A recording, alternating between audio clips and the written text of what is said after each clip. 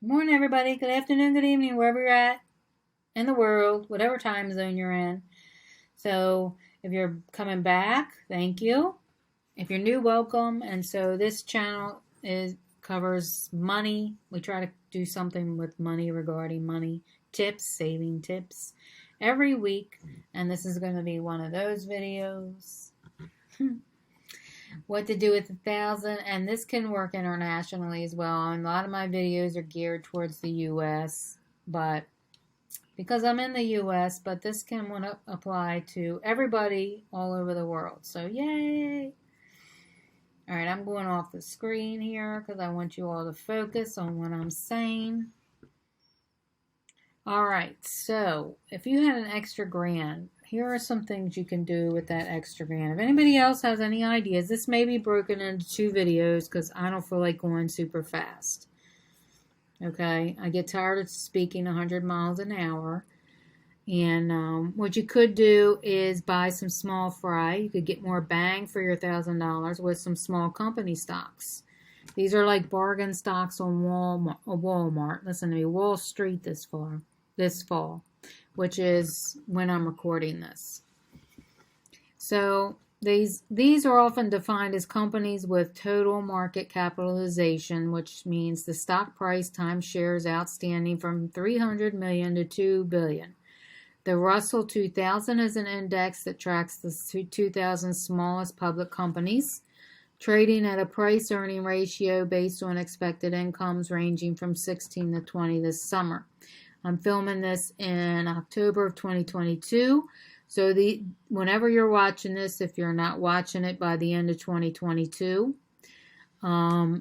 these could change and probably will change a little.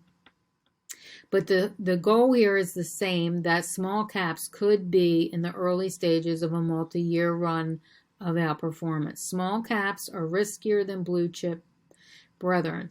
They're more volatile than large companies, and their size makes them vulnerable to economic downturns.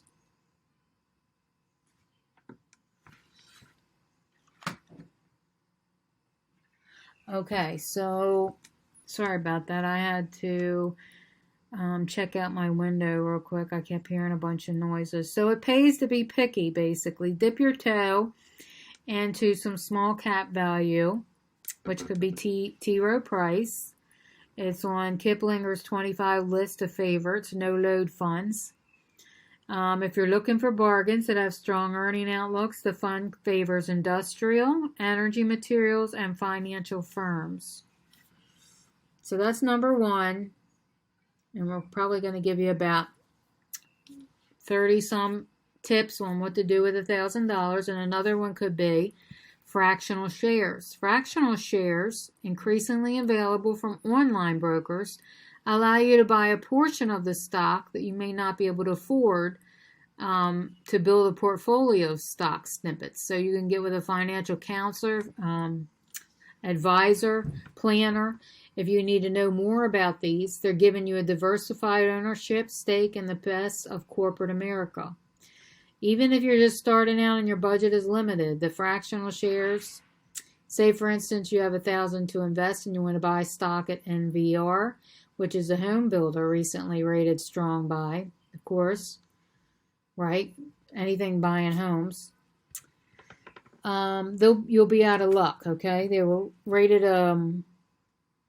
strong buy, but you'll be out of luck considering the shares recently traded for about $4,200 a pop. But at Schwab, for example, you'll be able to buy what the company calls a stock slice. And investors can purchase a single slice or up to 30 slices at a time of any S&P 500 stock for as little as $5 a slice, commission free. So you might want to check that out, and that's at Schwab. Now with Fidelity stock by the Slice program, you can access more than 7,000 U.S. stocks and exchange-traded funds for as little as $1.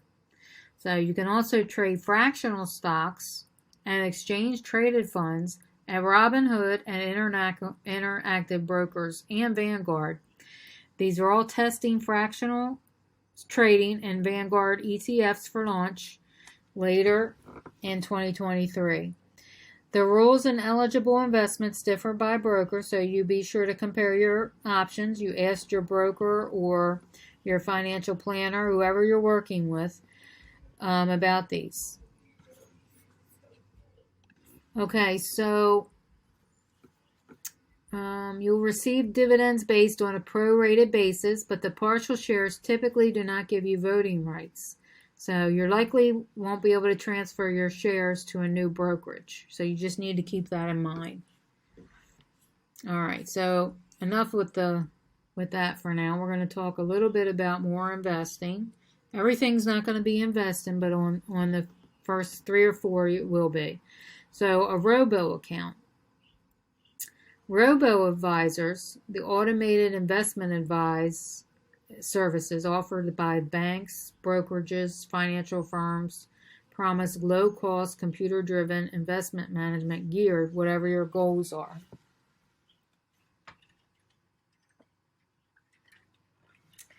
Okay, so SoFi, which is SOFI, the fintech company, I don't know if I'm pronouncing that right, has a digital advice service called SoFi Invest with $1 minimum. There's no annual maintenance fee, and this investment of $1,000 would be handicapped by yearly charges. So SoFi's digital service wins top marks as the best robo advisor.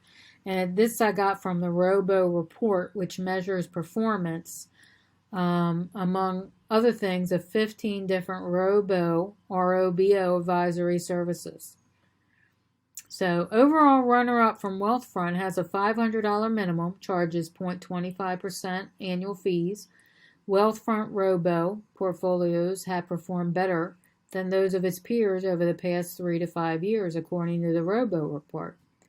So if you're interested in that and you want to do some more research on it, that's where you would research it at on Robo Report. And thanks in part to 10% allocation to energy stocks, the best performing sector in U.S. stock market over the last 2 years has been the energy stocks. At Fidelity Go, there's no minimum to open up an account, and there's no annual maintenance fee, management fee, I should say. And the expense ratio of funds in the portfolio is 0. So once the balance exceeds those levels, then they start charging fees. All right. So this will be I'm only going to take these videos to about 10 minutes. So maybe we can hit one more thing you can do with $1,000, and that could be get a deal on hearing aids. Now, if you need a hearing aid, if you don't need a hearing aid, can you all hear me okay? Are you listening? I do these videos like this to make sure you're working on your listening skills. So get a deal on hearing aids, especially if you're having trouble hearing me, okay? So this could be something you could do, because if you resisted buying hearing aids because of the cost, it's time to turn down the TV and go shopping. And I probably would do it on Black Friday, right? A rule issued by the Food and Drug Administration, and this is the U.S., in August of 2022, will allow hearing aids to be sold over the counter without a prescription in fall of 2022. This change will benefit millions of Americans with mild to moderate hearing loss, which the Hearing Loss Association defines as individuals who have trouble hearing conversation when there's background noise. So individuals who turn up the TV volume loud enough for people to complain may also be good candidates for hearing aids. Me personally, I turn up the TV volume, but I do not have a problem hearing it low. I just like it loud because I live in a townhome and I don't want everybody in my business all the time. So if you turn up the TV loud, they can't hear it. It might not be that you have a hearing problem. It might be you're trying to keep nosy people from hearing what you're doing. So adjusting the hearing aids takes time. So before buying a device, ask your provider about the free trial period or the money back. So is the device compatible with the smartphones? Does it have Bluetooth connectivity? Over-the-counter hearing aids are going to cost less than $1,000, so that's something you could do with your $1,000. And you got to check also on the battery life of these hearing aids. So if you have some seniors or anybody that has hearing problems in your household, this will be good. All right, everybody, thank you for watching, or listening, I should say. And I will see you on the next video.